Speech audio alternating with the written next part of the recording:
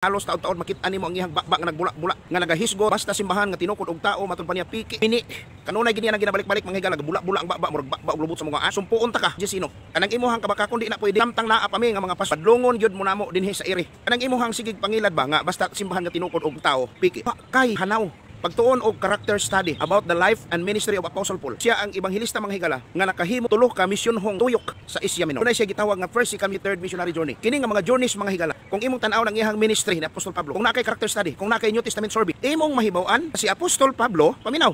Imong mahibaw-an nga si Apostol Pablo nakatukod og simbahan nga dili moubos og 40 ka mga kasimbahanan. Ibutang na sa imong utok. Sa ato papiki si Apostol Pablo, sa ato pamini si Apostol Pablo. Tao man si Apostol Pablo. Ikaw Argesino ang tinuod. Ato pa mini si Apostol Pablo. Unya si Argesino nga si FD maoy tinuod. Trust me, samtang naa pa mi nga mga pastor, dili gyud mo survive ng inyong pagpangilad. Suko man kaayo si Pastoy. Mura naman og buldog nga hiniktan.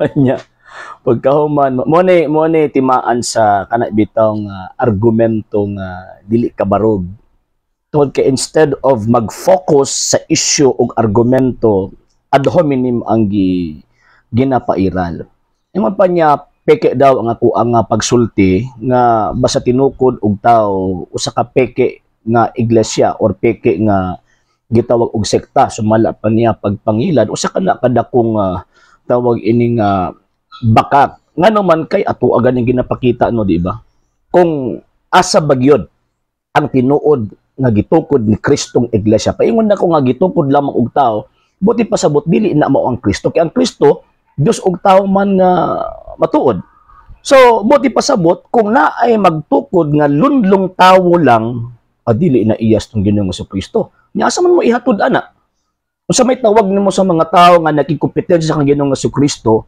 unya sila ang nagtukod anang maong iglesia pagkahuman ilang ipasangla sa Ginoong Kristo dili ba bakakon unya at the same time mga sir ug mga ma'am ug kining ato ang ambot doktoy man daw ni siya ambot na unsa na siya nga klase nga doktoy makita nato nga basta tao gid ang magtukod asa mo dadon kasi Kristo nagtukod og iyang iglesia naman siya saad nga dadon niya ang iyang mga sakop didto sa langit nga sumala pa niya andaman ko kamo og lawak aron bisag asa ko tuapod mo. So kung naa ka sa sektang gitukod og tao, asa man pud kadila dadon? For example, kanang sekta nga imong gipasakupan karon Pastoy, abot lang sigurado ba si usa ka sa mga incorporators anak o mga matay na imong mga membro, asa man nimo napandadon? Karon kinsa may nangilad? Di ba? Dili ba ang pagpangilad ang kanang butang nga diin nag-angkon kang tinuod ka nya pagkaman wala kay koneksyon sa butang nga imong giangkon? Nangangkon mo nga tinuod mo na dinuod mo nga iyan ni Ginoong Kristo kung tungod kay nagbitbit kuno mo o gatawag ining Biblia unsa may inyong koneksyon kang Kristo nanibot wala man mo karon 19th century 20th century sa may tawag nato ana di ba pagkabakakon kisa man ang amahan sa bakak mo nang yawa og sigurado ko amot nang og apo baka or anak baka nya sumala pa niya basta naa pa daw ang mga pastor sila daw ang tawag ining mubadlong og akilati bisan gani kamo niabot na mag not less than 45,000 Christian denominations nagkalahi-lahi ng inyong interpretation sa balaang kasulatan mismo kamo mo nagkasinabot nya kami mo badlong namo nya wa pud mo na uwaw nga nibuto lang mo after 16th century pagkahuman ang inyong sawayon ang inyong punong badlongon kanang mga Katoliko nga diin mo itag-iya og responsable nagpagawas ni anang maong Biblia wa mo pang kilati mun pa niya kinahanglan daw magtuon og ganing character study kinahanglan ko magtuon sa gitawag og kanang survey. Hilig kay mo magtuon ana nya wala ninyo tuon ang kasaysayan sa iglesia gitukod ni Kristo from 1st century AD until sa 1000 years. Kana pagpadayag lamang nga ginasuppress ninyo ang kamatuoran. Ginasuppress ninyo ang tinuod nga diin gitudlo sa ato ang Ginoong Kristo. Kay ngon si Ginoong Kristo ako magauban kaninyo kanunay hangtod sa katapusan sa kalibutan. So buti pasabot gitagaan niya katungod ang iyang mga sakop nga mag-create og mga local churches. Apil na San Pablo. Kanang gitukod ni San Pablo mga local churches man na. Dili man na gitag-iya o dili si San Pablo mo itag-iya gitukod niya na in the name of Christ. Og ang prinsipyo ni San Pablo dili ka pwedeng makatukod, dili ka pwedeng makawali kung dili ka pinadala. Wala ka gisugo ba kung baga Kamo wa mo magisugo, igo-igo naman mo nagbasa angkon sa balang kasulatan. Ingon din mo nga gisugo mis Ginoo. Again ha, naigiingon na claiming and proving are two different things. Dali na kaayo ang pag-angkon apan na lisod kaayo ang gitawag og pagpamatuod. Kanang inyong giangkon nga iya mo na Kristo, pamatuod ninyo na. Di lang kay puro sige mog tawag ining claim. Ya sa samang pagkaagi ang sitwasyon ni San Pablo ug ang inyo lahi. Si San Pablo nagtukod og mga local churches kay para in honor sa usa ka iglesia nga diin may usa ka pagtuo. Malapan niya Efeso kapitulo 4 verso 4 to 5. Usa ka pagtuo, usa ka Ginoo. Kanang inyo naghimo mamog inyo ang kaugalingong pagtuo.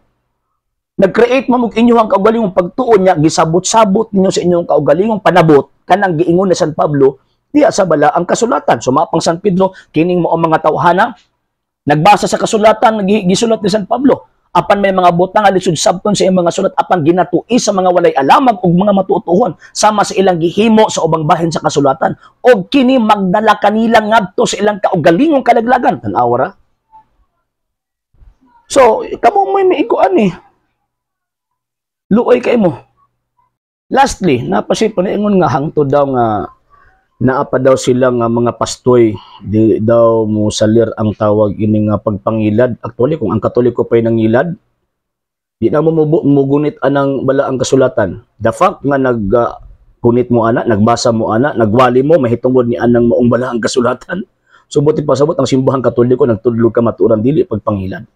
Ang pagpangilad ka nang igo ka lang nagbasa, igo ka lang nangopya, at pag mo tanong og kopya nanudlo pa kag mga butang imo pang atakihon ang imong gihulaman ug imong gikopyahan. Wala gitawag og pagpangilad ug sa sama pagkaagi. Pastoy mobadlong sa simbahang Katolika, kinsa mo? Asa mo nakakuha og otoridad nga mobadlong sa simbahang Katoliko? Ang simbahang Katoliko responsable ng gitugyanan ni Kristo sa iyang pulo nga maoy soul nga motudlo mahitungod sa maayong balita. Kamo mga usurper man mo, pakaron ingnon man mo para ingnon mo nga iya sa Dios pero tinuod ana. Patay mo kalag in terms of faith, mga mangingilad mong dagko nya kami pa inyong pasaginlan and the correction. Dili na ko member sa Catholic Faith Defender na ako sa lay Catholic apologist. Okay? Sa hindi pa po nakapag-follow sa mga pages po natin, i-follow nyo po yung mga pages po natin. RJ Horolanciano II, the TV Apolia Punto Argumento page, Kuya Apologist TV page, and RJ's Vlog 2022. And pwede rin po kayo mag-send po dyan ng Facebook stars. And also, sa ating po mga channels, sa hindi po nakapag-subscribe, i-subscribe po ninyo yung mga channels natin, The Lay Catholic, Apologist International Official, RJ Sano II TV, Kuya Apologist TV, and Barrio Kawayan Religious Forum. And pwede rin po kayo mag-send po dyan ng super sticker, super chats, and super thanks. And maraming salamat po sa mga kapatid at mga Katoliko na ulis pong tumutulong sa programa po natin. Maraming salamat po. Nang dahil po sa tulong at suporta po ninyo, ang programa pong ito, until now, andito pa rin po sa social media. And until now din po, nangangailangan pa rin po tayo sa tulong at suporta po ninyo dahil wala po kami magagawa rito mga sir, mga ma'am, kung wala po yung tulong at suporta po ninyo. Sa gusto pong tumulong, sa gusto pong sumuporta, pwede po ninyong ipadala ang tulong at suporta po ninyo sa pamamagitan po ng ating mga account numbers dyan po sa ating pong screen. And pwede niyo po kaming i-message sa ating pong page kung via remittance po yung papadala po ninyo. Maraming salamat po in advance.